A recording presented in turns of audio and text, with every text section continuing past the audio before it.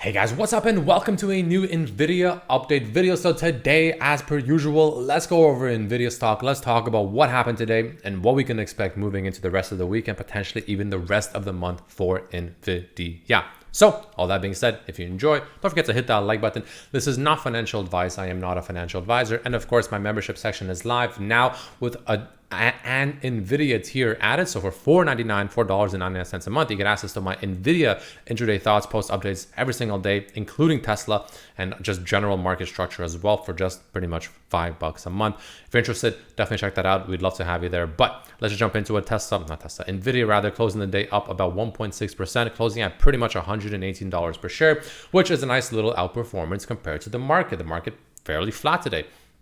So what does this mean though, moving forward for NVIDIA, right? Is this good? Is this bad? Is NVIDIA bullish? Is NVIDIA bearish? Well, let's talk about it. So there's actually quite of a mixed reception here. I'm not gonna lie, NVIDIA looks a little bit perplexing to me for many reasons.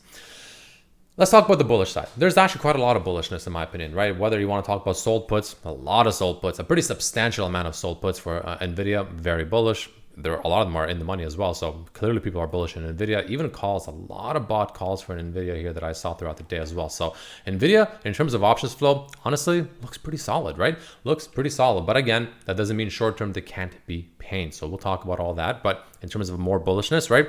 MACD still bullish, still has setting a fresh higher high, looking pretty solid. RSI, looking pretty solid, above 50, looking solid, right? No complaints there whatsoever. Stochastic, still curling to the upside, still looking great, still flip bullish, no issues there whatsoever. It's, getting close to overbought territory, but there's still more work to be done before it gets there. So there is still some upside potential, right?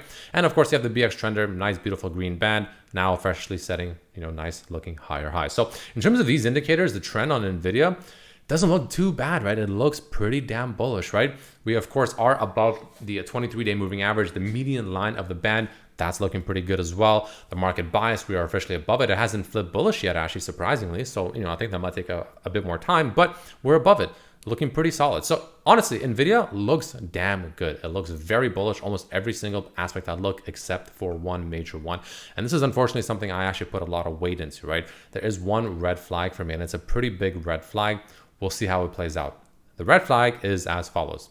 I guess there's two, but combining them together is the kind of concern in my opinion. The first of which is the fact that, like I said before, NVIDIA looks pretty solid for, a move into about this 117 to 220 supply region, but there is, in theory, supposed to be some massive resistance around this range.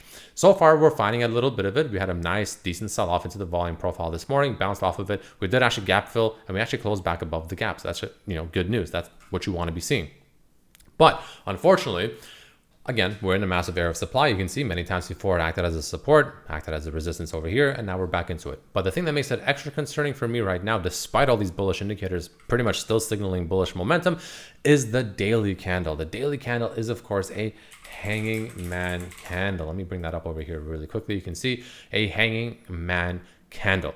And the fact that this hanging man candle is essentially happening in a massive area of supply is a little concerning, right? It's a little bit concerning. This is not the kind of candle I want to be seeing in a supply region. Now, with that being said, these kind of candles, they don't mean anything by themselves. They need follow through. So we'll see. Does the NVIDIA have follow through and does it have a red day tomorrow, or does it just blast and gap up tomorrow morning and, maybe make its way to 120, maybe even higher? That's going to be the main question. If it does have a gap up like that, it probably nullifies this candle, in all honesty. If it gaps down or just doesn't really gap anywhere and then just slowly bleeds down throughout the day tomorrow, also concerning. So this is one massive red flag for me right now, despite all these bullish indicators that I'm a little bit hesitant about. I'm not going to lie.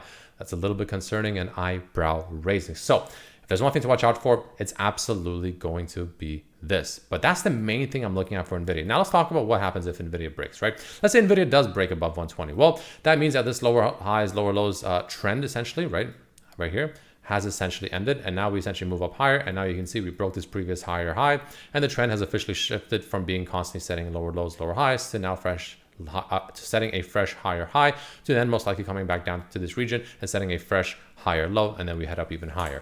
That's kind of what I would expect from NVIDIA if we break 120, something along the lines of that. But below 120, technically, even despite we breaking out of this downtrend line or downward channel, we're still technically, at risk of setting a lower high, right? Again, one more time, setting a lower high, and now we're coming back up here. This could just be a lower high, and then we could potentially come down, maybe even set a lower low, or at the very least come down to one of these ranges down here in the low 100s, and maybe set a fresh higher low, which could also be a start, right? We could also just set a fresh higher low first. That could be the start, and then we can come up and set a fresh higher high. One of those two paths are valid, but obviously one is a little bit more bearish than the other regardless. So, it really just comes down to what happens with that scenario. Below 120, in my opinion, there is still a risk that NVIDIA curls back down, comes back down to retest this trend line, which again would bring it somewhere around at least 110, if not even maybe the mid 100s, depending on when it happens. That is a real concern. But again, if we do break above 120, then in my opinion, the concern